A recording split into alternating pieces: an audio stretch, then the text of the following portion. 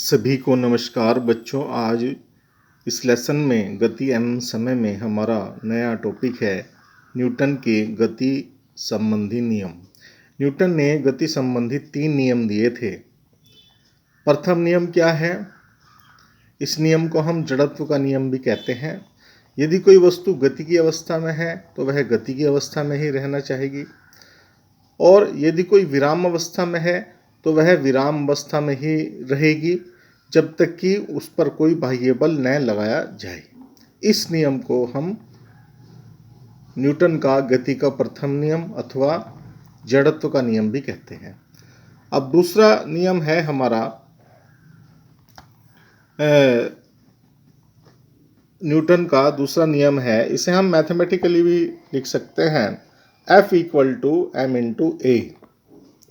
इसका क्या मतलब है कि किसी वस्तु पर लगाया गया बाह्य बल उस वस्तु के द्रव्यमान तथा वस्तु में बल की दिशा में उत्पन्न त्वरण के गुणनफल के बराबर होता है। ऐसे भी हम इसे बोल सकते हैं F = m/a। F क्या है? फोर्स, बल। m क्या है? मास, द्रव्यमान। और a क्या है? एक्सेलरेशन या बल की दिशा में उत्पन्न त्वरण। एक बार फिर से बोल रहा हूँ मैं, किसी वस्तु पर लगाया बाह्य बल उस वस्तु के द्रव्यमान और बल की दिशा में उत्पन्न त्वरण के गुणनफल के बराबर होता है। इस नियम को हम न्यूटन का गति का दूसरा नियम कहते हैं। अब तीसरा नियम क्या है?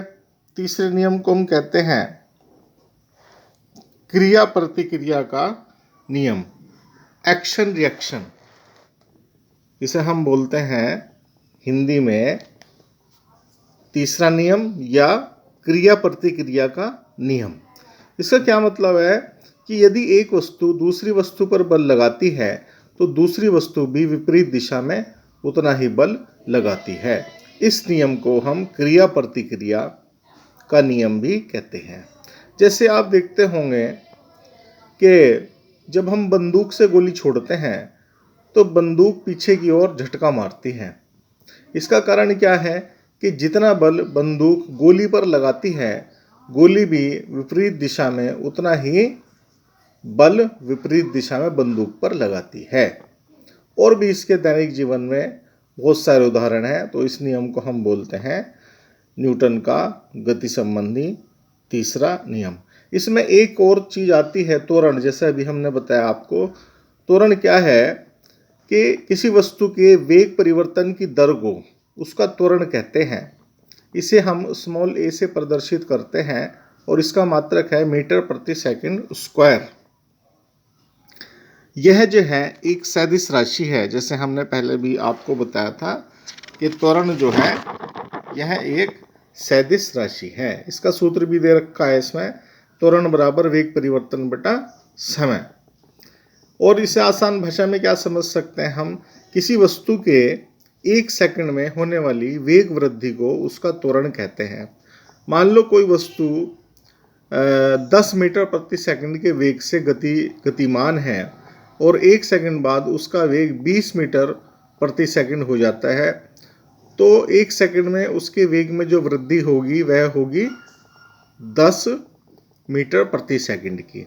तो यही उसका त्वरण होगा 10 मीटर प्रति सेकंड स्क्वायर। एक बार फिर से रिपीट करता हूं मैं कि वेग परिवर्तन की दर को वस्तु का त्वरण कहते हैं, या किसी वस्तु के वेग में 1 सेकंड में होने वाली वृद्धि को उसका त्वरण कहते हैं। इसे स्मॉल a से प्रदर्शित करते हैं। यह एक सदिश राशि है। तो बच्चों, आज के लिए मैं इतना ही आपको समझा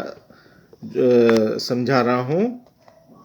आप इसको ध्यान से समझ लेंगे और बाकी इसका जो PDF है वो भी मैं आपको सेंड कर दूंगा। आज केवल आपको वीडियो देखनी है और इसको समझना है।